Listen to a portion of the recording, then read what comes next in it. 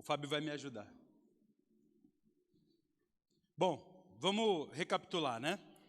Na semana passada a gente começou a falar sobre os distintivos batistas. Então, começamos discutindo ali o que é uma igreja batista. Falamos que a nossa igreja ela tem uma história. Falamos que a nossa igreja ela tem princípios e que a nossa igreja tem doutrinas. A história e as doutrinas, nesse momento, não são o foco da nossa discussão, né? Existirá um momento onde a gente vai discutir tanto a nossa história quanto as nossas doutrinas, mas nesse momento a gente está falando de princípios e distintivos. A gente tratou aí sobre o que são os nossos princípios. Alguém lembra e quer se arriscar? O que é princípio? Olharam para o pastor já com uma cara de desespero, você viu, você? Então, vou ler o que o pastor escreveu no último slide. São verdades fundamentais que orientam as nossas crenças, as nossas atitudes e as nossas ações, né? São as bases de um sistema de fé e de prática. Os princípios são como as vigas sobre as quais a gente constrói a nossa igreja, certo? E relembrando a última aula, a gente tratou sobre o primeiro princípio como o senhorio de Jesus sobre a igreja, o segundo princípio, a Bíblia como única regra de fé e prática para a igreja, o terceiro princípio, de que a origem da igreja está em Cristo, e a ideia é de que hoje a gente trate mais dois princípios. O primeiro é sobre a igreja, o que é a igreja, como é composta a igreja a partir da nossa perspectiva, e depois o sacerdócio universal dos crentes. Então, ontem eu falei disso, os meninos falaram, que é isso?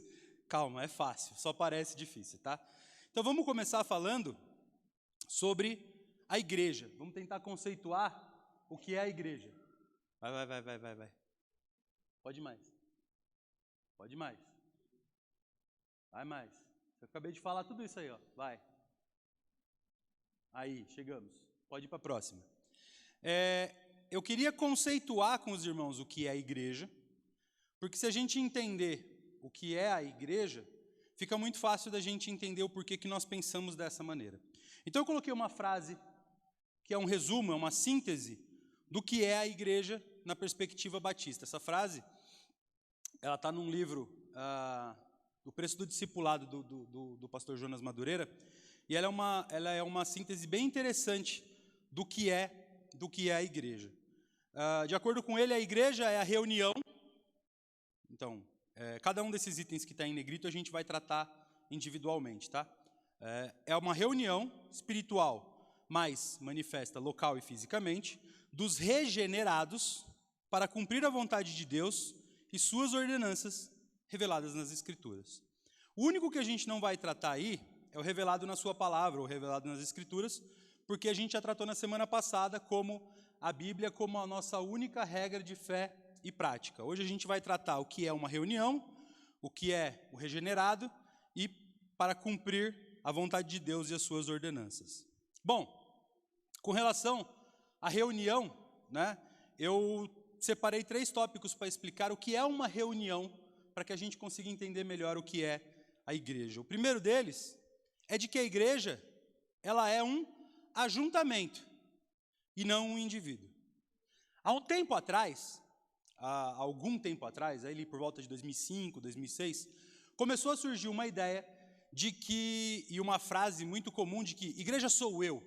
Vocês já ouviram isso? Eu sou a igreja? Muito bem. Essa frase ela está meio certa. E é importante você saber o porquê que ela está meio certa. Porque se você achar que a igreja é você provavelmente vai cair no erro de achar que você não precisa de uma comunidade para ser igreja. E não é isso que a Bíblia fala. Você é igreja? Sim, você é igreja. Mas quando você está com outros. Sozinho, você é um cristão. Você é alguém que acredita e que segue o Senhor Jesus. Sozinho, você é um cristão. Igreja você é quando você está com o outro. Porque a igreja, ela é um organismo comunitário. Ela é um ajuntamento de pessoas, nunca sozinho. Então, aquela ideia de que você não precisa de uma igreja para ser crente, não está certa. Eu trouxe um versículo para a gente pensar a respeito, que está em Mateus 18, versículo 20, que é onde o Senhor Jesus fala Pois onde 2 ou 3 estiverem reunidos em meu nome, ali estou no meio deles. A igreja, ela passa a existir com 2, com 3 ou mais. Sozinho, um cristão. Então, se a gente pensasse, por exemplo, na Bíblia, quando o Senhor Jesus manda os discípulos evangelizarem, ele manda todos eles sozinhos? Não, ele manda a igreja, porque ele separa em 2 e envia. São 2 agindo, é a igreja pregando o evangelho. Mas e quando Paulo vai pregar o evangelho? Ele vai com Silas, ele vai com Apolo, ele vai com João Marcos, ele vai com Timóteo, ele vai com um monte de outras pessoas, ele sempre está com mais alguém, e aí é a igreja. Mas e se um missionário estiver sozinho pregando, não é a igreja? Não, é um missionário, um cristão em missão pela igreja a qual ele pertence. Um cristão pertence à igreja, mas ele não é a igreja. A igreja é o ajuntamento. Porque sozinho, você não consegue exercer as coisas de igreja. Você consegue só exercer as coisas de cristão. Por exemplo, você consegue orar, não consegue? Isso é coisa de quem? Do cristão. Você consegue ter fé, porque a fé é coisa do cristão. Você consegue se santificar, porque isso é coisa do cristão. Mas você consegue exercer os seus dons edificando o outro? Não, porque você não tem o outro. Você consegue ser servido pelo outro? Não, porque não tem o outro. Você consegue ministrar as ordenanças, o batismo e a ceia? Não, porque não tem outro. A igreja existe para essas coisas. Sem o outro, não existe a igreja como um organismo. Você pertence à igreja universal, mas ali onde você está naquele momento, você não é a igreja. Você talvez represente ela. Como um missionário em campo sozinho, ele representa a igreja. Ele foi enviado por ela, ele está coberto por ela, ele está debaixo dela, mas não é a igreja. A igreja é o ajuntamento dessas pessoas. Aonde cristãos se ajuntam, a igreja está ali. Então isso é muito importante da gente ter noção. Para separar exatamente essa ideia, muito importante, da qual os batistas não concordam, de que você não precisa de uma igreja. Você precisa de uma igreja. Você precisa do ajuntamento de pessoas. A igreja batista, ela é assim porque ela acredita nisso. Ela acredita que os cristãos precisam se ajuntar. Bom, o segundo item é de que a igreja, ela é um ajuntamento espiritual. Eu trouxe um versículo aí de 1 Pedro 2,5. Se alguém quiser ler, temos um microfone. Quem vai ser o corajoso?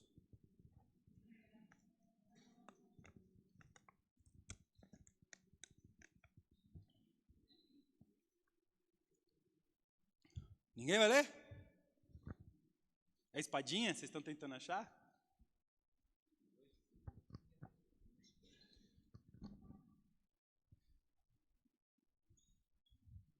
Primeira Pedro 2,5, né? Uhum. Diz assim: vós também, como pedra viva, sois edificado casa espiritual e sacerdócio santo, para oferecer sacrifícios espirituais agradáveis a Deus por Jesus Cristo. Vocês estão sendo, então esse texto concorda com o texto acima que diz que a igreja é um ajuntamento, mas esse ajuntamento, ele é para edificação e para sacrifício espiritual. A igreja, ela não é, na sua origem, de natureza física. Então, você achar que esta igreja é o que te salva, está errado. Você achar que você é irmão desses que estão aqui somente, está errado. A igreja, ela é um ajuntamento espiritual que reúne todos os crentes do mundo inteiro. Aonde tiver um crente, ali está representada a sua igreja. E aonde estiverem crentes reunidos, ali está a igreja, não uma igreja, a igreja, que é irmã da sua comunidade local. Vocês são um conjunto que forma uma única igreja. É daí que vem a palavra católico. Católico significa universal. É a igreja superior, que não respeita a placa, que não respeita a divisão de, eu sou presbiteriano, eu sou batista, eu sou isso, eu sou aquilo. Isso é uma coisa temporária, a gente se organiza, mas no meio de cada uma dessas comunidades locais, dessas paredes onde pessoas se reúnem, existem aqueles que são os santos, os salvos, o povo de Deus. Essas pessoas formam uma igreja só, a igreja universal. Por que universal? Porque ela não respeita as paredes, ela une todos com Deus. É daí que vem a origem da palavra católico, que a gente evita de usar, mas a grande verdade é que todo crente, ele pertence a uma igreja universal. Universal. Não importando a bandeira que ela está. Essa é muito importante da gente ter. Você é irmão dos crentes. Todos eles. Todo aquele que é crente verdadeiro, ele é teu irmão. Não importa a placa onde ele está, o local onde ele está reunido. Isso é uma outra coisa. Também é importante. A nossa organização local tem importância, mas a união dos crentes, ela é espiritual, ela transcende isso daqui. Ela transcende o culto, ela transcende o tempo, ela transcende o rito, ela transcende a prática, ela passa por tudo isso. Ela está além de todas essas coisas. Nós tomamos as ceias uma vez por mês, na outra igreja é a cada 15 dias, na outra é em todo culto. Isso não faz diferença, nós todos comungamos do mesmo pão e do mesmo vinho. É o corpo e o Espírito de Cristo, o tempo todo. É o sangue dele derramado por nós. É a mesma coisa que nos une. Não importa em que placa que nós estamos. Isso não significa que todos os que estão na igreja são da igreja. Tem gente no nosso meio que não é da nossa igreja, porque não faz parte da igreja espiritual, que é a que importa. Então esse é o segundo ponto importante a respeito do que é essa reunião daquela frase que a gente leu no começo. E por último, a igreja é um ajuntamento físico. Ela é um ajuntamento físico. Atos 2, 46 e 47 diz o seguinte: todos os dias continuavam a reunir-se no pátio do templo, partiam o pão em suas casas e juntos participavam das refeições, com alegria e sinceridade de coração, louvando a Deus e tendo a simpatia de todo o povo. E o Senhor lhes acrescentava todos os dias os que iam sendo salvos. Eu disse que a igreja ela é uma reunião espiritual, mas essa reunião espiritual, ela se manifesta localmente, fisicamente. Esse ajuntamento espiritual de pessoas, essas pessoas que estão reunidas em Cristo, elas precisam se reunir fisicamente. Como a gente disse no primeiro ponto, não existe igreja sozinho. E por não existir igreja sozinho, nós precisamos nos ajuntar fisicamente. Isso que nós estamos fazendo aqui não é só bom, não é só agradável, isso é obrigatório. Nós precisamos nos reunir fisicamente. Porque é quando nós nos reunimos fisicamente que nós podemos exercer aquilo que é a igreja. Os seus dons edificam a minha vida, os meus dons edificam a sua vida. Nós podemos ministrar as ordenanças do Senhor uns aos outros. Nós podemos servir uns aos outros, edificar uns aos outros, amar uns aos outros, chorar uns pelos outros, sorrir uns com os outros. Todos os mandamentos, todas as ordenanças, toda a pregação de Cristo, ela é no plural, ela não é no individual. Ele está falando conosco, não com você. É um com o outro. Não fosse por isso, não teria o mandamento: amai-vos uns aos outros. Essa é a ideia. Precisamos uns dos outros reunidos. E qual é o fim disso? O fim disso é testemunhar publicamente o amor de Cristo. Porque se eu falar Jesus te ama, é muito difícil da pessoa entender que Jesus te ama. Mas quando ele vê a gente amando uns aos outros e a gente amando ele, agora eu entendi o que é esse amor que vocês estão falando. Entende? O último fim evangelístico da igreja é que ela existindo, as pessoas têm a oportunidade de olhar aqui. E se você puxar na sua memória, você vai se lembrar da quantidade de testemunhos que você já ouviu, de conversões, testemunho de batismo, testemunho de gente que tem caminhado conosco há algum tempo, e normalmente você vai ouvir assim: nossa, eu entrei aqui meio assim, meio assado, meio tímido, meio preocupado, meio para baixo, e aí eu fui tão amado, e aí eu me senti abraçado, e as pessoas foram simpáticas comigo, e as pessoas foram agradáveis comigo, e eu fui ficando, e aí eu me converti. Pois é, o que traz e segura as pessoas é o amor. Mas O amor do Senhor que vai ser derramado sobre ela, primeiro é o amor que eu derramo sobre ela e que você derrama sobre ele.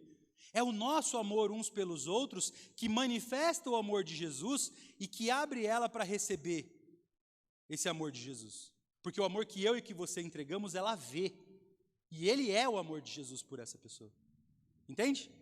Então é muito importante que a gente se reúna.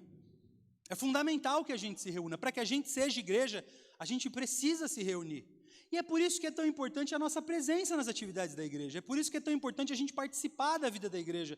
É por isso que é tão importante a gente participar da vida um do outro. Pô, vai ter culto na casa do irmão fulano. Vamos lá na casa do irmão fulano.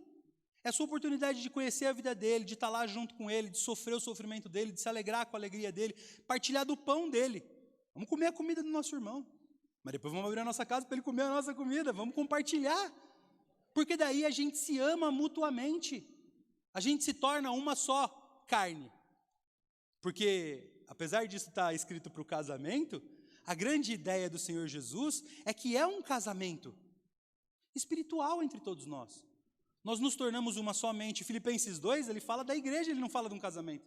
E ele fala de ter uma só mente, uma só vontade, um só desejo.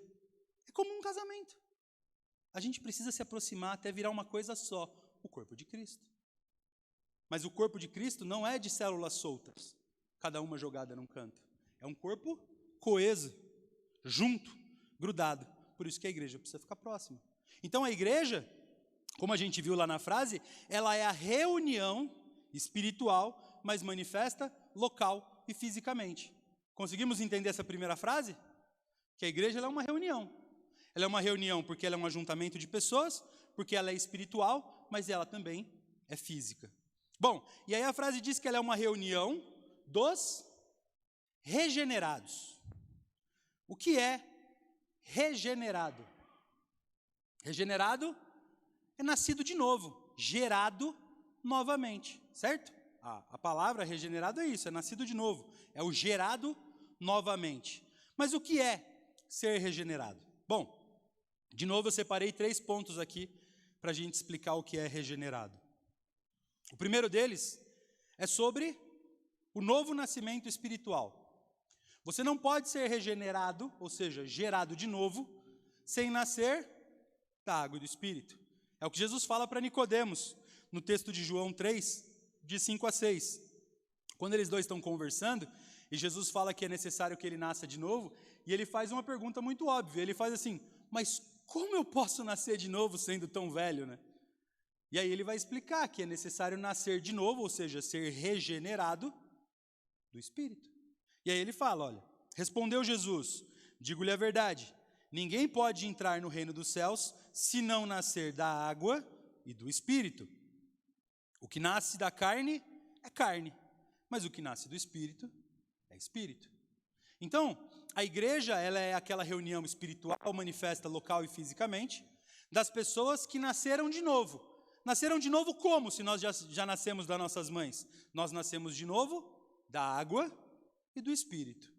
O Espírito Santo do Senhor habita sobre nós, ele vem sobre as nossas vidas, limpa a gente de todo o pecado, o sangue do Senhor Jesus nos cobre, nos perdoa, nos liga de volta, e aí então a gente nasce de novo. No batismo a gente faz o quê? Morre para o mundo, nasce para Cristo como novas criaturas, ou seja, regenerados. Não existe alguém que pertença à igreja e que não seja regenerado. Isso é muito importante, porque de um lado, você precisa se avaliar e pensar, eu sou regenerado? Se você não é regenerado, você não é igreja. E portanto é urgente que você se regenere. Nasça de novo, da água e do Espírito. Por outro lado, tenha a consciência de que aqueles que não são nascidos de novo, não são igreja com você. O cristão precisa ter isso muito claro na sua cabeça. Seus irmãos são os regenerados. E os regenerados têm o comportamento, a mente e o espírito dos regenerados. Esses são os seus irmãos. Aqueles que não são os seus irmãos, ou seja, aqueles que não são regenerados, não são seus irmãos, são seus alvos, são aqueles que você vai evangelizar. O seu irmão, aquele que é regenerado assim como você, está ligado na mesma videira que você, se nutre da mesma seiva, dá dos mesmos frutos, com esse irmão você pode ter paz, tranquilidade. Você pode ficar vulnerável, se abrir, se entregar e ele se entregar de volta. Aqueles que não são os seus irmãos, você precisa estar atento, porque ele ainda tem coisas a serem tratadas, ele precisa da sua misericórdia, ele precisa da sua oração intercessória, ele precisa da sua pregação do evangelho, ele precisa do seu testemunho. Tome cuidado no sentido não de tomar cuidado com o que ele pode te fazer, mas com quem tem sido você e na intenção do seu relacionamento com ele. Ele é um alvo do teu evangelismo, ele precisa ser salvo para ser regenerado, para passar a ser um com você. Os teus irmãos são aqueles regenerados, se você é regenerado. Se você for regenerado, você vai ter nascido de novo da água e do Espírito. Aí tem uma divisa muito importante da fé batista, que é o segundo ponto, que é o das ordenanças. O regenerado, ele é alguém que participa das ordenanças do Senhor. Nós batistas não cremos e não dizemos que as ordenanças do Senhor são sacramentos. Existem igrejas e e algumas fés, que acreditam que, por exemplo, o batismo e a ceia são sacramentos. O que isso significa? Que quando você toma a ceia ou quando você se batiza, você se torna santo. Nós não cremos nisso. Nós cremos que o que nos torna santo é o sangue do Senhor Jesus que nos lava e o Espírito Santo que nos habita. Isso nos torna santo. A ceia e o batismo são ordenanças, são ordens que o Senhor Jesus nos dá e nós cumprimos. E a ceia do Senhor, ela é uma ordenança memorial. Nós fazemos em memória. Como Ele nos ordena, façam isso em memória de mim.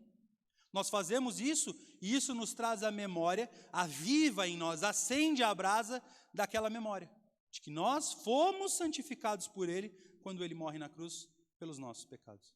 Entenderam? Essa é a diferença entre sacramento e ordenança. E isso é muito importante, porque o batista, ele acredita que a igreja, ela é formada pelos regenerados batizados.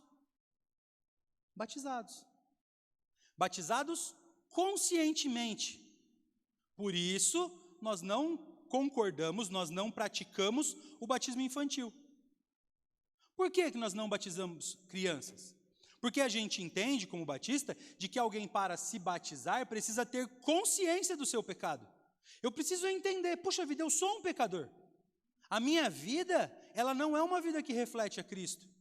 Eu ainda não me entreguei para Ele. Eu ainda não me escondi debaixo da cruz. Eu ainda estou no mundo, eu ainda estou perdido. Eu preciso de salvação. E uma criança não consegue ter essa consciência. Por mais inteligente, por mais esperta que essa criança seja, ela pode ser ensinada a repetir que ela é um pecador. Pode. Mas a consciência, o entendimento verdadeiro de que ela é um pecador, isso só vem na maturidade. Por isso que a gente não batiza uma criança. A gente acredita na intercessão dos pais, a gente acredita na intercessão da igreja, a gente acredita na cobertura espiritual, a gente acredita na boa educação e no bom caminho, a gente acredita inclusive na inocência. Enquanto ela não é capaz de entender o pecado dela para que ela possa ser batizada, ela é inocente. Mas a partir do momento em que ela entende o pecado dela, aí então ela precisa aceitar o Senhor Jesus e ser batizada. Mas é só então que ela precisa aceitar ao Senhor Jesus e ser batizada, porque é quando ela entende o pecado dela.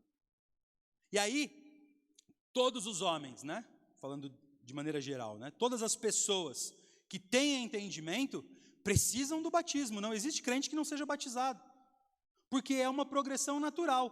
Todo aquele que crer e for batizado será salvo. É a ordem do Senhor Jesus. Você não pode crer e não ser batizado e ser salvo, porque se você crê, você não tem objeção nenhuma ao batismo. Qual é o seu problema em se batizar? Você não crê? Creio, pois seja batizado. Ah, não, mas eu não quero ser batizado, eu não preciso ser batizado. Então você não crê. Porque se você crê no Senhor Jesus, Ele passa a ser o quê? O seu Senhor. E se Ele é o seu Senhor, o que Ele ordena, você obedece. Sem nenhum tipo de ressalva, sem nenhum tipo de dificuldade. E aí então você faz o quê? Se batiza. Por isso que nós somos a igreja batista. Lá na nossa origem, isso era uma piada contra nós. Porque todo mundo que se achegava a nós, estacava dentro d'água. Ué, mas eu vim da igreja católica, eu fui batizado quando eu era pequeno. Tá bom, mas você acredita no Senhor Jesus? Acredita, você passou a ser parte da nossa igreja? Então eu vou te explicar qual é o seu pecado, quem é o seu Salvador e qual é a ordenança dele. Entendeu? Entendeu. Cai na água. Bum. Batizado. Pronto, agora você está salvo. Porque você concluiu toda a ordenança de maneira consciente. Hoje, se algum irmão se aproximar de nós e ele veio de outra igreja, uma das perguntas que o pastor faz é o quê? Você entende que o seu batismo é válido? Por quê? Porque muitas pessoas já se batizaram na infância, ou já se batizaram na juventude, participaram de uma igreja e se aproximam e falam assim, puxa vida, eu não me batizei consciente. Quando eu me batizei porque mandaram. Eu nunca tinha pensado que, puxa vida, eu sou um pecador, eu preciso de regeneração, eu preciso me unir com Cristo, eu preciso me unir à igreja, e para isso é a ordenança do Senhor que eu me batize. Você não entendeu que o seu batismo era válido? Não, vai para a água. Mas já me batizei. Ele não foi válido, porque ele não foi consciente. Por isso que a gente era piada, porque a gente batizava todo mundo. As pessoas não tinham consciência do batismo delas, o batismo delas foi à toa, foi só um símbolo. O batismo não é um símbolo meramente, ele é o cumprimento de uma ordenança. É como a ceia, você não pode participar da ceia porque mandam, você não pode participar da ceia porque é o primeiro domingo. Se você só vier e tomar o pão e beber, não tem significado nenhum. A gente participa da ceia de maneira consciente. A gente sai da nossa casa e vai falar, eu vou lá ter comunhão com os meus irmãos, eu vou lá compartilhar do pão com eles, e eu vou lembrar o meu irmão, e o meu irmão vai me lembrar que Cristo morreu por mim, e que nós estamos debaixo de uma nova aliança no sangue dele. Por isso eu vou à igreja e vou compartilhar do pão com o meu irmão. Mais importante do que o pão e do que o vinho é a comunhão com o meu irmão, lembrando ele, e ele me lembrando que ele morreu por nós, ressuscitou, está no céu e vai voltar.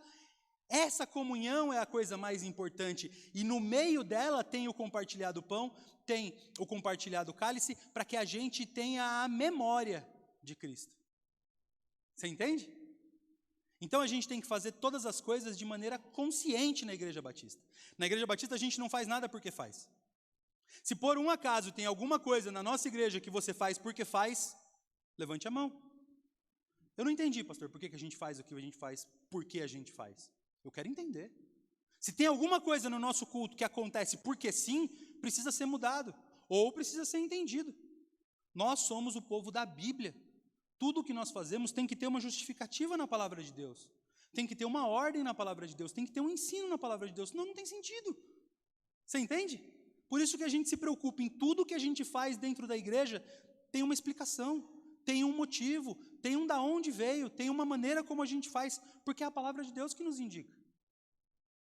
É assim que a gente tenta conduzir a nossa vida. O texto sobre a participação da ordenança e do batismo é o texto de Mateus 28, 19 e 20, que diz, portanto, ide, fazei discípulos de todas as nações, batizando-os em nome do Pai, do Filho e do Espírito Santo, e ensinando a guardar todas as coisas que eu lhes tenho mandado. Faz parte das ordens do Senhor Jesus, é o famoso ide. Ele fala, ide, fazei discípulos e os batize. É uma ordem. Pedro num dia pregou e converteu de milha, ele 3 mil, 5 mil, depois dele converter esses 5 mil, esses 3 mil, vai para a água. Levou todo mundo para a água, batizou todo mundo. Não pode ter preguiça de se molhar, a gente tem que batizar mesmo. Faz parte da nossa ordenança. E o fim disso tudo, com relação aos regenerados, tá? O enxerto à videira, né, que o pastor pregou, é a gente se tornar parte dessa videira. É a adoção por filhos. Os regenerados são, então, aqueles que nascem de novo, são adotados por meio do Senhor Jesus, por Deus. Somos irmãos de Cristo, adotados por Deus pelo sacrifício de Jesus. Efésios 2, 19 e 20 vai dizer assim, portanto, vocês já não são estrangeiros, nem forasteiros, mas concidadãos dos santos e membros da família de Deus, edificados sobre o fundamento dos apóstolos e dos profetas, tendo Jesus como pedra angular. No trabalho da regeneração, nessa ação da regeneração, do nascer de novo, a gente nasce de novo e a gente imediatamente é adotado por Deus. A gente passa a ser da família dele. Entende? Esse é o processo de regeneração. Por isso que ele tem que ser consciente. Ele é importante demais. Ele é fundamental. Você vai passar a ser família de Deus. Você não é qualquer pessoa. Você é da família de Deus. Por isso tem que ser muito consciente daquilo que você está fazendo. O irmão quer falar ali atrás.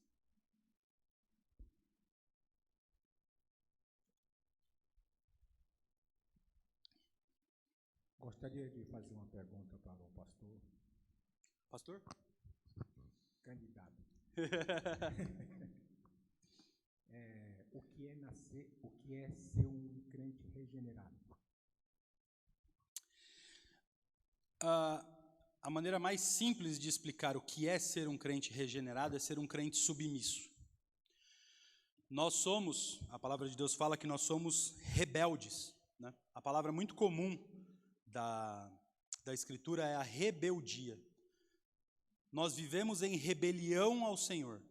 A vida de uma pessoa normal, ela é uma vida de rebelião ao Senhor. O pecado, ele é uma rebelião. Ele é uma agitação. Ele é uma confusão. Mas não confusão no sentido de me confundir. É no sentido de você criar o caos mesmo, né? O pecado, ele é isso. Ele é você ter um caminho trilhado, é você ter um alvo e você se desviar completamente desse alvo. É importante a gente lembrar que esse desvio do alvo, ele não é por acaso. Ele não é sem querer. Porque se ele fosse por acaso ou sem querer, o homem era inocente. Ele é de propósito. Nós nos desviamos do caminho. E nós nos fizemos pecadores. E nós nos afastamos desse Deus. E nós vivemos em rebeldia a esse Senhor. Esse é o nosso homem nascido. E aí então nós encontramos a Cristo, e Cristo nos oferece um caminho excelente. Não é isso que ele fala? É um caminho excelente. E aí então a gente sai dessa rebeldia e se converte.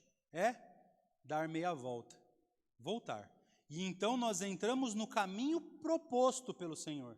Não mais no caminho proposto por nós mesmos, mas no caminho proposto pelo Senhor. Portanto, ser um cristão regenerado é nascer de novo no sentido de você retornar do caminho errado que você vinha e agora, conduzido pelo Espírito Santo que te habita, caminhar um caminho novo que não é o que você propõe para si, é o que o Senhor propõe para você, em obediência. Por isso que o texto que fala sobre o batismo, ele fala ensinando-os a obedecer. Né? A obra da conversão, ela começa num arrependimento e mudança de direção, ela gera regeneração, um novo nascimento espiritual, e então nós somos conduzidos pelo Espírito à obediência. A gente vai passar a caminhar o caminho proposto pelo Senhor para as nossas vidas. Caminhar esse caminho proposto é o caminho do regenerado. Isso é ser um cristão regenerado, é alguém que já não vive, como Paulo vai falar lá na frente, né, num estado de santidade do crente maduro, vivo não mais eu, mas Cristo vive em mim. Aquela ideia de que Paulo fala ali é de que as minhas vontades já não são mais as minhas vontades, são a vontade do Senhor. Tudo o que eu faço porque Ele me ordena, é conforme Ele quer que eu faça e eu faço. É parar de resistir. O que a palavra de Deus nos fala, não resistam ao Espírito. É você fazer exatamente isso. Parar de falar assim, o Espírito te fala, faça assim. Não. Faz desse jeito. Não. Isso é pecado, mas eu quero. Isso é resistência, isso não é dos regenerados. O regenerado não resiste ao Espírito. Quando o Espírito fala, faça assim, ele faz. Se leva por aqui, eu vou aqui. Ora por fulano, eu oro. Faça desse jeito, eu faço. É o caminho da obediência. A obediência num sentido agradável. Não é num sentido de cabresto, num sentido de força, é num sentido de prazer, é deleite no Senhor, é passar a caminhar aquele caminho confiante de que é o Senhor quem te dirige naquele caminho. Essa é mais ou menos a maneira simples de explicar o que é o crente regenerado, né? Alguém que segue obediente à vontade de Deus. Bom, seguindo, a gente tem ali o último ponto da igreja, que é cumprir a vontade de Deus e as suas ordenanças, e aí, como eu disse, o final lá que ele fala, conforme revelado na sua escritura, que a gente já falou na semana passada. E da mesma forma, eu coloquei 3 pontos aí para a gente pensar a respeito do que é cumprir a vontade de Deus e suas ordenanças. O primeiro deles A igreja existe para edificação interna. Romanos 12, de 4 até 21, vai falar sobre o exercício dos dons, né?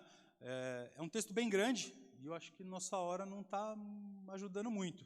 Então, se vocês puderem ler em casa, Romanos 12, do versículo 4 até o versículo 21, ele fala sobre os dons, o exercício dos dons uns sobre os outros, né? Se alguém tem o dom da profecia, que profetize, se alguém tem o dom do ensino, que ensine, e ele fala sobre o amor mútuo, sobre o cuidado mútuo, e etc. e tal. A edificação interna, ela é parte fundamental da igreja. A igreja existe para que um edifique o outro, né? Cumprindo aquele conceito de ser de membros uns dos outros.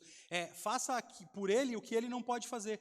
Edifique ele naquilo que Deus te deu, na capacidade que ele te preparou. Nós não somos todos iguais, né? A gente tem músicos no nosso meio, mas nem todo mundo é músico. A gente tem pregadores no nosso meio, mas nem todo mundo é pregador. A gente tem mestres no nosso meio, mas nem todo mundo é mestre. Mas com certeza todos nós temos dons para exercer uns sobre os outros.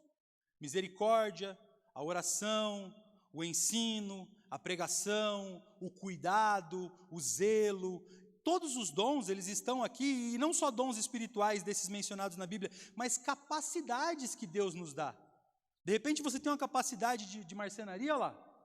Os meninos quebraram ali, tem que alguém consertar. Um dos irmãos vai ajudar ali e vai consertar. O minúsculo foi lá e pulou lá, quebrou. Cadê o minúsculo? Não foi ele não, tadinho. Bom, são capacidades. É um dom dado por Deus, espiritual? Não, mas é uma capacidade de serviço e edificação na igreja. Os irmãos da cozinha têm suas capacidades e eles nos abençoam, né? Os irmãos da recepção, os irmãos da multimídia. Poxa, não existe um dom espiritual da multimídia, mas existe uma capacidade dada por Deus que é exercida ali e que abençoa pessoas. É nessa troca que a igreja ela é edificada mutuamente. E isso nos leva ao segundo ponto de Mateus 28, que é a que a gente leu agora há pouco, que é o testemunho público disso, como a gente leu em Atos.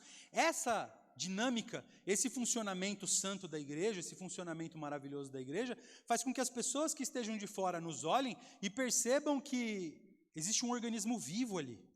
Algo acontece ali, algo acontece em harmonia, algo acontece com uma paz, com uma alegria, com uma harmonia que não pode ser humana. E ela vai se aproximar. Muito obrigado.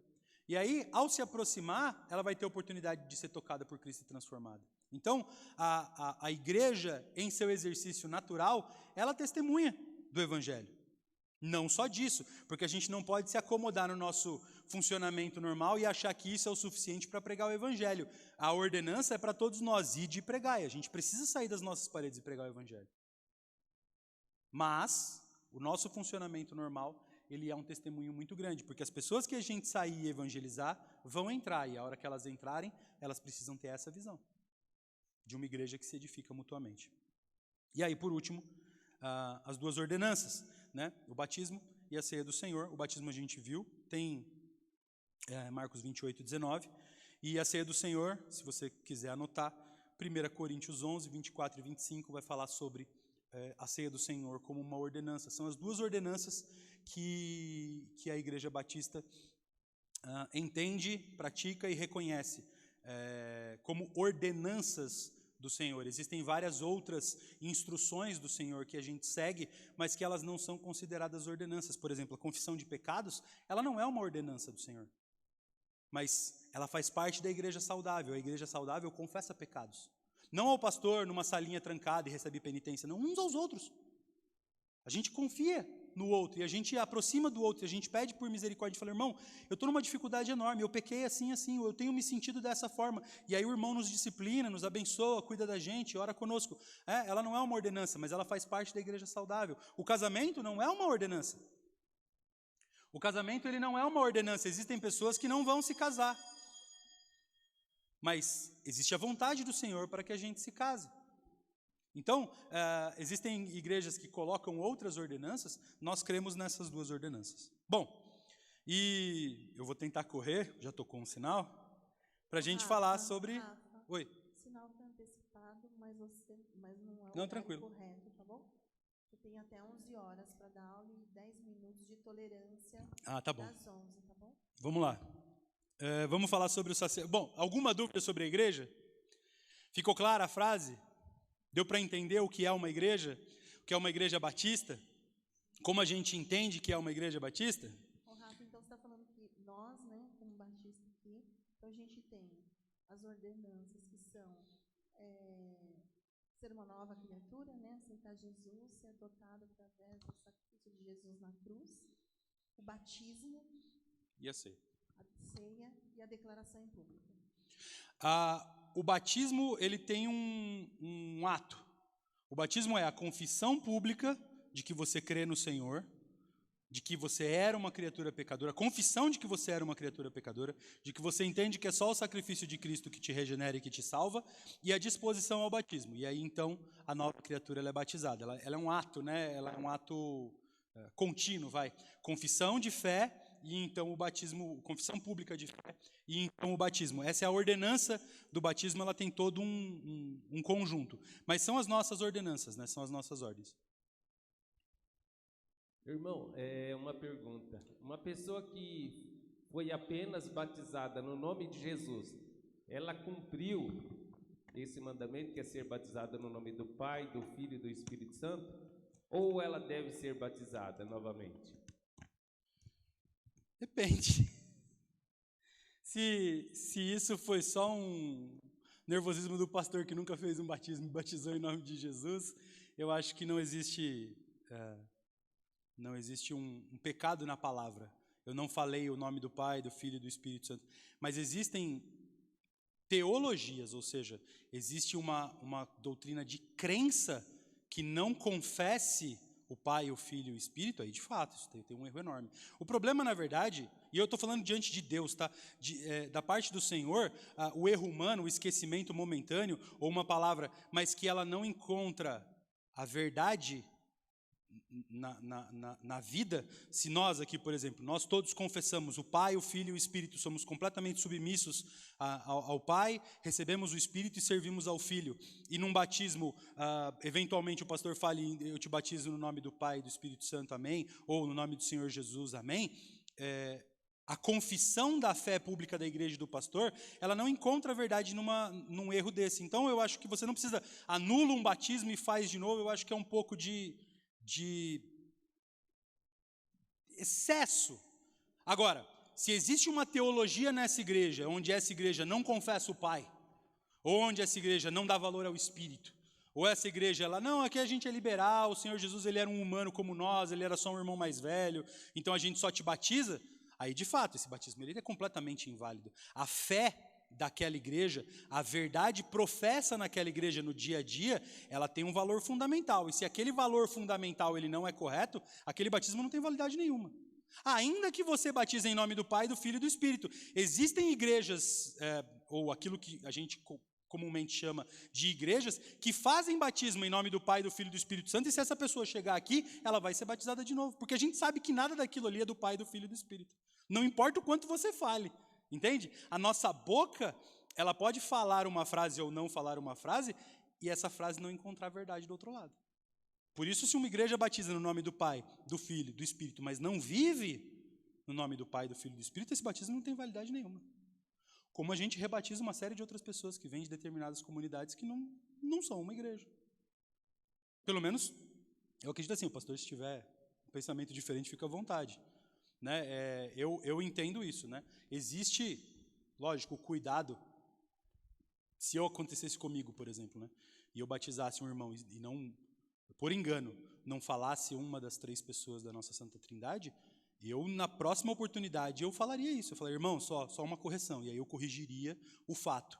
A situação não perde o valor porque foi omissa uma das palavras, mas desde que aquilo espiritualmente esteja muito claro e que a igreja esteja muito esclarecida de que quem governa sobre a igreja é o Pai, o Filho e o Espírito.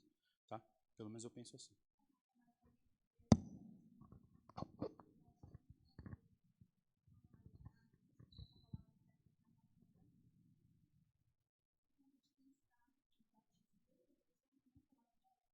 Não.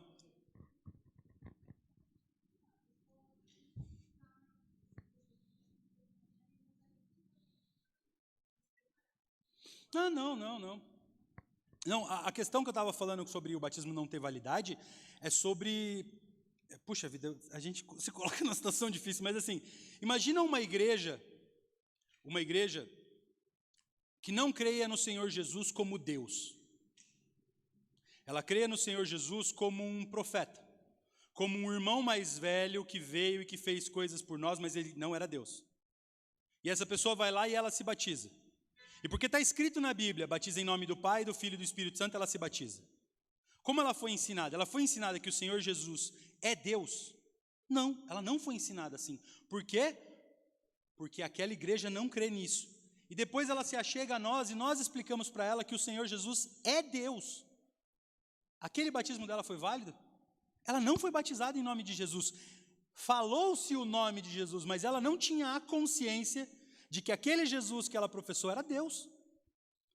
Ela vai ter que ter um exame de consciência severo para ter certeza se o batismo dela é válido ou não.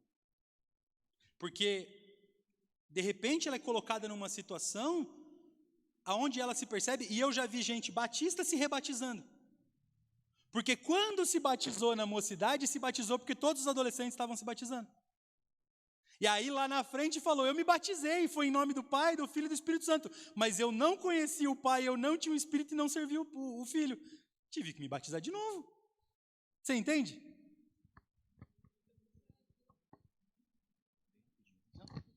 Mas é bem interessante isso que o Rafa acabou de comentar. Eu também já vi, dentro da Igreja Batista, esse tipo de incidência.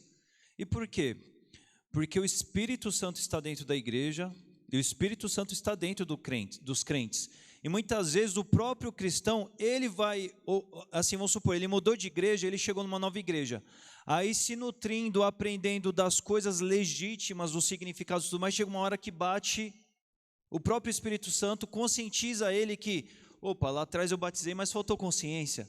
Nossa, lá não foi feito da forma... E ele mesmo genuinamente vai querer legitimar o que ele deve experimentar corretamente. Então, o Espírito age em tudo isso.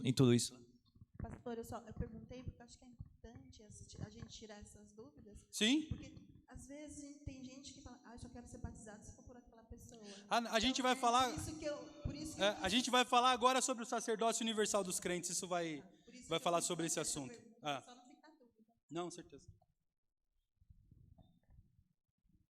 Então, a pergunta é bem rápida. Assim, vejo muito dos jovens levantar a mão, aceita Jesus Cristo no seu coração. E muitos deles se batizam. Depois eles querem conhecer, porque é juventude. Afasta. Mas depois retorna à igreja, mesmo sendo batista, porque eu sou batista há 27 anos. Eu fiz curso de batismo, me batizei. Mas tem tudo isso. Na verdade, eu não era uma jovem, né? Já tinha 26 anos. E eu vejo muito acontecer. Daí depois retorna e batizar de novo. Se a Bíblia diz que é uma só fé, um só Deus e um só batismo, eu entendo assim. Então, uma vez que eu errei, mesmo conhecendo toda a doutrina, todo o ensinamento, aí eu venho, eu confesso o meu pecado para a igreja, para uma amiga da igreja, ou mesmo para o pastor que está me liderando. Uhum. Aí eu preciso ser batizada de novo porque eu cometi aquele pecado, sou condenada por esse pecado, muitas vezes julgada e apontada, eu tenho que rebatizar. Isso é que eu entendi, eu não aceito isso. Porque assim, diz que essa só fé e sim, só Deus e só. a gente precisa ter uma distinção, só uma distinção muito clara, tá? Que responde a essa questão. O batismo, ele é uma ordenança que se segue a confissão de fé. E ele é um só. Por que ele é um só batismo? Se a sua confissão de fé é verdadeira e você encontrou a Cristo e foi salvo, o seu batismo é um só e ele é válido. Independente se depois disso você peca. O pecado não tem nada a ver com salvação. Salvos pecam. E depois que você, salvo, batizado, pecou, encontrou disciplina, correção, conversão, você vai ser disciplinado, corrigido e trazido de volta para o seio da igreja. Acabou. Não existe... então cada vez que a gente... Puxa, a vida ia ser batismo todo dia, porque toda vez a gente peca, vai ter ceia, abre a piscina, pula todo mundo, depois sai todo mundo, vamos tomar ceia. A gente peca, a gente se converte do nosso pecado, a gente se arrepende do nosso pecado, o Senhor é bom e justo para nos perdoar e a gente participa da ceia em dignidade. Acabou. O que acontece existem batismos que não foram feitos com consciência. Portanto, esse batismo não é válido. Eu tenho um só batismo. Qual deles? O válido. Se eu fiz um batismo na minha juventude e ele não teve validade nenhuma, porque depois eu vivi uma vida digna ou não, e aí ele não tem relação com o pecado. O Nicodemos, ele conta uma história de um professor dele, que já era pastor, professor, doutor, PhD, professor de um seminário na Holanda, 40, 50 anos, ele era idoso já. E um dia ele se deu conta de que ele não era convertido, porque ele, lendo a Bíblia, se quebrou, se converteu ali, chorou, e ele se batizou depois de 50 anos de ministério. Ele se batizou, porque ele percebeu que o batismo dele não era válido. Você entende? A ideia do batismo é uma coisa de consciência pessoal. Quando você encontra o Salvador e você sabe que você encontrou o Salvador, você vai voluntariamente ao batismo. Você vai a ele, e ele é válido. E aí é uma vez só, e acabou. Agora, se você é batizado dessa forma, válido, verdadeiro, você foi salvo e você peca, você faz como qualquer outro crente que pecou, como pecamos todos os dias. Pedimos perdão, somos disciplinados, trazidos de volta para o seio da igreja e seguimos a nossa vida. O batismo é um só. É só uma coisinha. O batismo que fala a Bíblia, o de João Batista, eu já li que é o batismo do arrependimento. Um só, o batismo do arrependimento. Só existe esse, né? É o batismo do arrependimento. Nós nos arrependemos, nascemos de novo, como novas criaturas, precisamos nascer da água e do Espírito. Recebemos o Espírito Santo e no batismo das águas nós concluímos essa ordenança. É isso aí. Posso seguir para o sacerdócio universal? Ah, tem uma questão ali.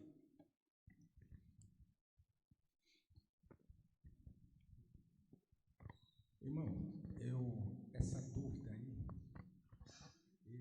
é muito. Eu falo sobre o princípio, como o pastor, como o irmão falou, o irmão Rafael, fala sobre o princípio. E eu gosto muito desse assunto de princípio. A palavra batismo é uma doutrina que já vem lá da circuncisão, no começo. Então, o que está escrito lá em Atos dos Apóstolos, capítulo 2, versículo número 38, arrependei-vos e sejam batizados em nome de Jesus Cristo. Essa palavra, arrependei-vos, ela pode também ser entendida também como atos que já aconteceu com o centurião, né? Com o centurião, que era conhecido como regenerados. Então, naquela mesma hora, como o apóstolo Paulo viu que centurião se converteu, falou em línguas, aí falou, realmente foi batizado. Pôs a mão sobre a cabeça dele. Por quê? Porque aqui dali foi um ato que aconteceu na descida do Espírito Santo, na formação lá da igreja. Mas acontece uma coisa, como a pergunta da nossa irmã que falou aí, que o arrependimento, o batismo das águas é o batismo do arrependimento, sim, porque o batismo das águas apenas é um símbolo do realmente do verdadeiro batismo. Então, a Igreja Batista só batiza regenerados. O que quer dizer regenerado?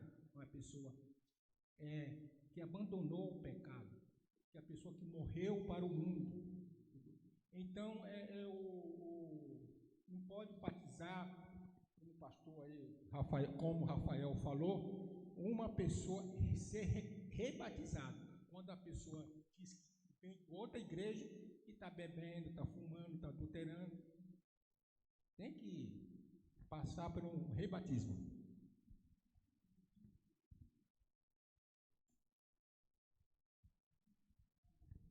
A Bíblia fala sobre... Pessoal, vamos fazer assim, ó.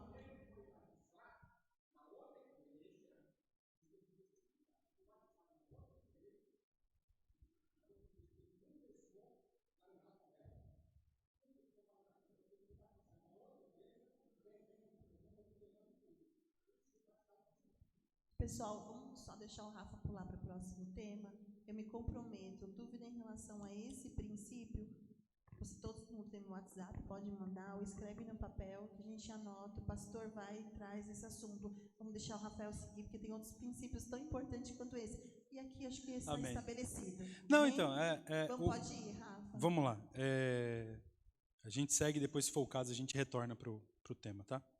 Bom, a gente vai falar sobre o sacerdócio universal dos crentes, que ele vai tocar naquilo que a Sandra falou a respeito das pessoas que ministram e que são ministradas, né? Para falar sobre esse tema, eu queria, antes de começar, já tem separado os temas ali, mas eu queria ler com vocês 1 Pedro 2, versículo 9 e versículo 10. Ele diz assim: vocês, porém, são geração eleita, sacerdócio real, nação santa, povo exclusivo de Deus, para anunciar as grandezas daquele que os chamou das trevas para a sua maravilhosa luz. Antes vocês nem sequer eram um povo, mas agora são o povo de Deus. Não haviam recebido misericórdia, mas agora receberam. Bom, o Antigo Testamento ele tinha uma organização em Israel. Israel ele era chamado, lá no comecinho, nação de sacerdotes. Israel seria o povo pelo qual seriam benditas todas as nações da terra. Israel seria um povo que levaria santidade para o mundo, para que o mundo fosse santificado através de Israel, mas Israel não cumpre o seu papel. Israel cai, Israel tropeça, Israel erra. Mesmo dentro de Israel, você tinha o grupo de sacerdotes dentro de uma nação de sacerdotes, que eram os levitas. Dentro dos levitas, você tinha os sacerdotes, porque o levita era todo e qualquer que trabalhasse na obra de Deus. No meio deles você tinha os sacerdotes, e no meio dos sacerdotes você tinha o sumo sacerdote, que era a pessoa que levava sacrifícios a Deus. Toda essa estrutura, ela foi feita para que o homem tivesse contato com Deus e através desse contato pudesse ser perdoada de seus pecados e através do qual a vontade de Deus fosse expressa e pudessem ser feitas as vontades e as obras de Deus. Todo esse mecanismo funcionava pelo pecado e porque a gente tinha uma preparação didática para o Novo Testamento. No Novo Testamento, o Senhor Jesus vem. Hebreus 11 fala que Ele é o nosso sumo sacerdote. E 1 Pedro fala que nós somos a nação de sacerdotes. O Novo Testamento vai explicar para nós que toda essa estrutura religiosa que existia em Israel no Antigo Testamento não existe mais. E que no Novo Testamento existe uma nova nação de sacerdotes pela qual todas as nações da terra são benditas, ou seja, que abençoa o mundo todo. Essa nação de sacerdotes do Novo Testamento é a igreja.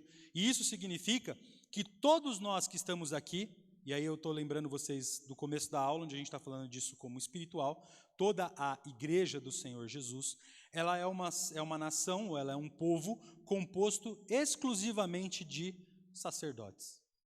Todos nós, todos os crentes aqui presentes, são sacerdotes do Deus Altíssimo. Não existe mais aquela estrutura religiosa toda hierárquica de um acima do outro, um acima do outro, um acima do outro, e um que se achega a Deus. O Senhor Jesus, que é o nosso sumo sacerdote, entrou no Santo dos Santos e rasgou o véu. Não existe mais nada que nos separe do Pai. Hebreus 11 vai falar que Hebreus 11?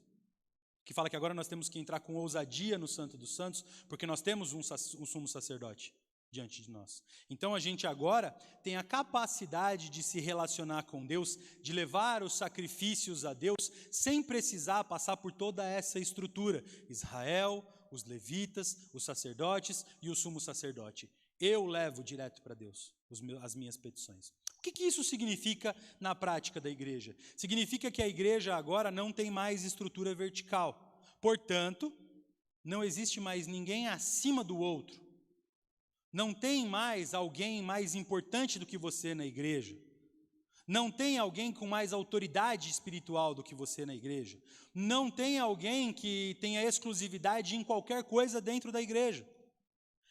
Toda e qualquer organização que nós fazemos dentro da igreja, ela é uma organização estrutural, administrativa, local. Ela não é espiritual. Isso é muito importante de você entender direito, para que não tenha erro para um lado, nem para o outro. A organização que nós fazemos dentro da igreja, ela é legítima, ela é correta e ela é santa. Mas essa organização, ela é administrativa, num sentido de fazer com que as coisas funcionem. Elas nunca podem confundir a sua cabeça e colocar nela de que você não tem o mesmo acesso que o pastor a Deus, por exemplo. A oração do pastor não tem mais poder do que a sua. A oração do diácono não tem mais poder do que a sua. A pregação que eu faço, ou que ele faz, ou que você faz, tem o mesmo poder de converter pessoas. A autoridade, ou a possibilidade, ou a capacidade espiritual de fazer um batismo é a mesma, minha, da Sandra, do pastor, do Roberto. Todos nós temos a mesma autoridade para batizar. Ah, mas aqui só o pastor batiza, por uma organização administrativa. Foi conveniente para nós organizarmos a igreja de forma que o pastor faça o batismo. E aí tem uma série de explicações e justificativas do porquê nós nos organizamos assim. Mas se você, no exercício da missão, você está lá no meio do Nordeste pregando e uma pessoa se converte legitimamente, você instrui ela e ela é um verdadeiro cristão, você tem plena autoridade para ir lá e batizar ela. Plena. E ele é válido. E ele não vai precisar, não, mas agora eu vou ter que levar lá para o pastor assinar. Não. Você é um sacerdote do Senhor Jesus, como nós somos sacerdotes do Senhor Jesus, como ele é sacerdote do Senhor Jesus, como os outros pastores são, como os outros membros de igreja são, como os membros do ministério de louvor são. Todos nós somos sacerdotes do Senhor Jesus. Não existe uma hierarquia de santidade, não. Puxa vida, ela é ministra do louvor, então ela é mais santa do que eu. Não, ela é igual a você. Ah, o fulano é líder das mulheres, ela é mais santa do que ela, tem mais acesso a Deus. A oração dela tem um poder maior, não. Ah, ela é do ministério de intercessão, então eu vou pedir para ela orar, porque a hora que ela orar, Deus vai ouvir. Não. A sua oração tem o mesmo poder. Nossa, meu filho está doente, eu vou chamar aquele membro da diaconia, porque ele vai orar e aí vai funcionar. Não. Você pode chamar ele, porque ele é seu irmão em Cristo e vai concordar com você em oração. Não porque ele tem mais poder. Se nós estivermos reunidos aqui, tem um diácono doente, não pode servir a ceia, e o pastor chegar e pedir para algum dos irmãos vir aqui servir a ceia, você tem plena autoridade. Você é sacerdote do Senhor Jesus. Nós estamos organizados da forma como os diáconos ministram a ceia? Sim, estamos. Por quê? Existe toda uma justificativa bíblica do ministério diaconal. Mas o diácono detém a exclusividade da ministração da ceia? Não. Tanto que no dia no culto da família, a família do Celso veio aqui e ministrou a ceia em santidade. Porque são todos sacerdotes do Senhor Jesus, iguais. Não existe autoridade maior nem menor. É óbvio, como o pastor pregou hoje, aqueles que zelam e que trabalham para o ministério, as nossas lideranças que são instituídas por Deus, elas devem respeito, elas devem receber a autoridade que foi concedida por Deus, elas devem zelo da parte da igreja, elas devem amor da parte da igreja. Existe um ministério pastoral dado por Deus, o pastor é aquele que conduz o rebanho, sim, mas conduzir o rebanho é uma função, não é um título. Ele não é um barão da igreja, ele não é um duque da igreja, ele não é um príncipe da igreja, ele tem um cargo lá dentro, ele é o motorista. É função, você entende? Todo mundo aqui é motorista, mas quem vai dirigir a Kombi? Só um, não dá para todo mundo sentar e dirigir a Kombi. Quem vai dirigir a Kombi? Opa, eu vou. Vai lá. Ele não é mais importante porque ele está dirigindo a Kombi. Você entende? Ele não é mais importante. Talvez ele seja mais preparado. Porque ele se dedicou anos estudando, ele se dedicou anos se santificando, ele se dedicou anos se preparando para fazer isso. Mas se você se dedicar aos mesmos anos, você também é capaz de fazer. É óbvio que a gente trabalha com a chamada, né? Ele foi chamado para se preparar, ele foi separado para se preparar. Foi isso. Mas espiritualmente, não é um cargo acima dos outros, não é um título de nobreza acima dos outros, não. É uma função.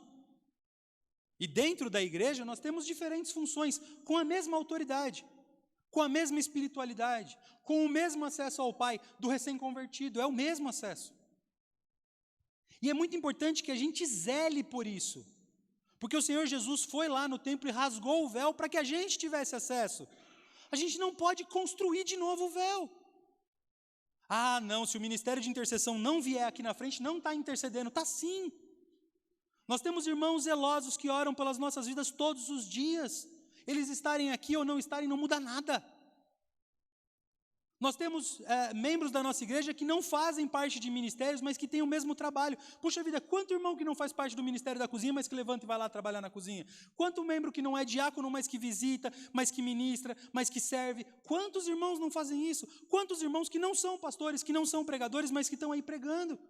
Todos os dias nas nossas vidas, edificando a gente, trazendo uma palavra, exercendo os seus dons. A igreja, ela é um lugar de exercício de dons que não depende necessariamente de cargos, de títulos.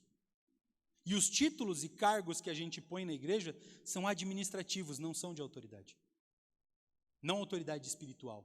Eles não têm mais acesso ao Pai, menos acesso ao Pai. Dessa forma, se um batismo for ministrado por alguém despreparado, não faz diferença nenhuma. Se aquela pessoa está convicta daquele batismo dela, glória a Deus, esse batismo é válido. E se o pastor um dia decidir que quem vai batizar o fulano é o ciclano, ele também é válido, desde que o ciclano seja crente e o fulano também seja crente. As organizações da igreja são legítimas. É muito importante a gente se lembrar disso. Você não vai sair simplesmente saindo daqui e montando a sua igreja, na qual vocês vão se reunir e fazer o que vocês quiserem. Não é disso que a gente está falando. A gente está falando que dentro da santidade do corpo de Cristo, todos nós somos iguais e nós levantamos alguns para cumprir funções. Aprouve, né? Foi de bom tom. A igreja decidiu que ele seria o pastor, então ele é o pastor. A igreja decidiu que eles seriam os diáconos, então eles são os diáconos. Mas é a igreja, na sua santidade, na sua igualdade, que escolhe aqueles que vão liderar o rebanho. E eles lideram o rebanho, como o motorista de uma Kombi. Não é porque ele é mais importante, é porque ele está mais preparado. É porque ele foi chamado para aquilo. É porque ele foi separado para aquilo. Mas ele continua sendo ovelha, ele não é um outro bicho. Entendeu? Somos todos ovelhas do rebanho do Senhor. Ovelhas que fazem funções diferentes, mas ovelhas. Amém? Não é difícil de entender o sacerdócio universal dos santos. Ele parece difícil, o nome é enorme, né? Mas é fácil da gente entender. Somos todos sacerdotes do Deus Altíssimo. Iguais. Ô, Rafa, isso que você está falando é incrível, né? Para mim é incrível, não que a gente não saiba. Tem alguns princípios que eles são mais fáceis da gente entender e praticar e falar assim, não, esse aqui, ele é muito importante. E para a gente esquecer ele, é rapidinho. Rapidinho a gente se coloca embaixo de alguém, dizendo, ó, vá ali. E eu acho que isso diferencia muito o corpo, né, a igreja. Sim. Porque a gente se torna mais forte, não precisa esperar uma pessoa específica estar ali. Todos, né, em oração, a gente pode chegar ao Senhor e fazer um pedido e tornar o corpo mais forte. Então, acho que esse é um princípio que a gente precisa sempre estar reforçando, porque existe essa tendência, né?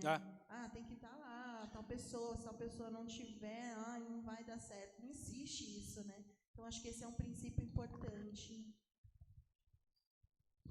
E sabe o que eu acho fundamental desse princípio também? Porque em associação àquele primeiro princípio de Jesus, Senhor da igreja, ele é a consumação do senhorio de Jesus da igreja, porque não tem ninguém que manda na igreja, tem poder sobre a igreja. Não, todo mundo é servo.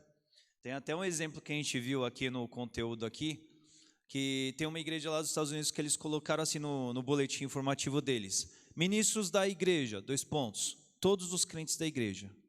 Auxiliar dos ministros da igreja, o pastor da igreja. Olha que perfeito, né? Porque assim, tudo aquilo que a gente faz na conjuntura da igreja, administrativamente, se dá por meio de submissão. Então assim, vamos supor, estou aqui com o peso e com a responsabilidade de servir no ministério pastoral, não é? Mas a igreja, na sua reunião, definiu isso, foi imposto mãos sobre mim para isso lá. Eu exerço o ministério pastoral porque eu me achei o tal e aí um dia vou ser o pastor? Não, porque Deus me chamou e a igreja comprovou isso. E aí um grupo de pastores, tudo em submissão, gente, não tem insubmissão no reino de Deus, na conjuntura da igreja. E um grupo de pastores foi, me avaliou o caráter, avaliou a minha trajetória, me ouviu, me pôs à prova e falou assim, entendemos que, né? Então, no acontecimento da igreja, todos os significados e consciências que a gente pratica, todos se dão mediante o quê? Mediante submissão.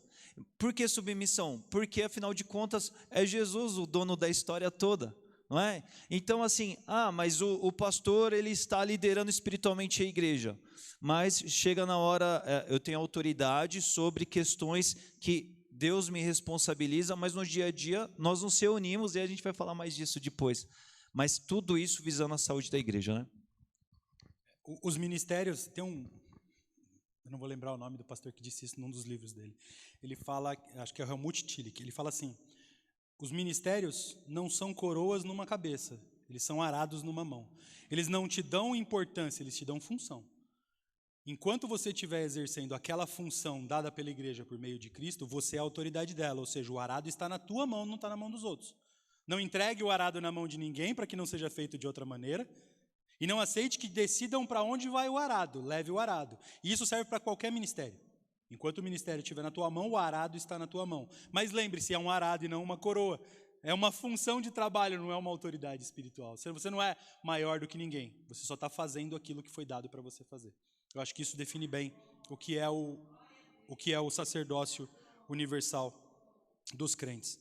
Para concluir só, 1 Timóteo 2,5 diz: pois há um só Deus e um só mediador entre Deus e os homens, Jesus Cristo. Então a gente tem que ter essa consciência, para que a gente nunca permita que ninguém se torne autoridade sobre a nossa consciência. A liberdade de consciência, ela é um dos distintivos batistas. A gente precisa ter a nossa mente livre em Cristo.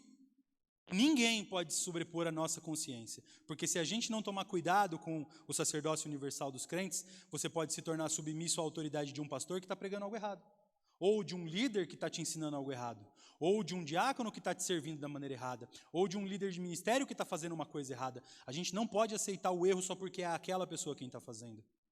A verdade e a palavra de Deus são soberanas, a gente é escravo delas, não das pessoas. Seja lá quem for, se está tomando uma atitude errada, essa pessoa precisa ser corrigida, não a palavra de Deus. E a nossa consciência está cativa à palavra de Deus e a Cristo.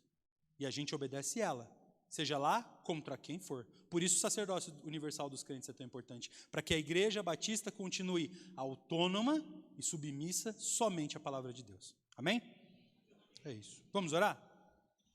Pai, te louvamos por esse momento, te louvamos por essa aula, Pai, te agradecemos por essa reunião, por esse momento onde as nossas cabeças e os nossos corações se voltaram somente para a Tua palavra, para o Teu ensinamento, onde a gente pode debater aqui em santidade, em unidade, em amizade, e sair daqui mais entendido da Tua palavra, mais consciente dos motivos pelo qual nós nos ajuntamos aqui entre remidos, entre regenerados, para servi-lo, Pai, para adorá-lo e para cumprir a Tua vontade nessa terra, Pai. Dá-nos força para fazer mais desse ministério, para que a cada dia mais nós tenhamos vontade de aprender da Tua palavra, vontade de ser preenchidos pelo Teu Espírito, vontade de cumprir as Tuas ordenanças, vontade de levar a Tua palavra pelo mundo, Pai. Sustenta-nos nesse ministério até que o Senhor volte para nos reunir como igreja universal e é onde a gente possa nos deleitar na Tua presença para a eternidade, Pai. Te louvamos por tudo, pedimos por esse dia, que ele seja santificado na Tua presença e que à noite nós possamos voltar aqui para aprender mais de Ti, para Te adorar, para Te entoar louvores, para orar uns pelos outros, amar uns pelos outros, que nós possamos voltar aqui à noite para ser igreja mais um pouquinho, Pai, que esse é o nosso desejo. Nós Te louvamos por tudo no nome santo de Jesus. Amém.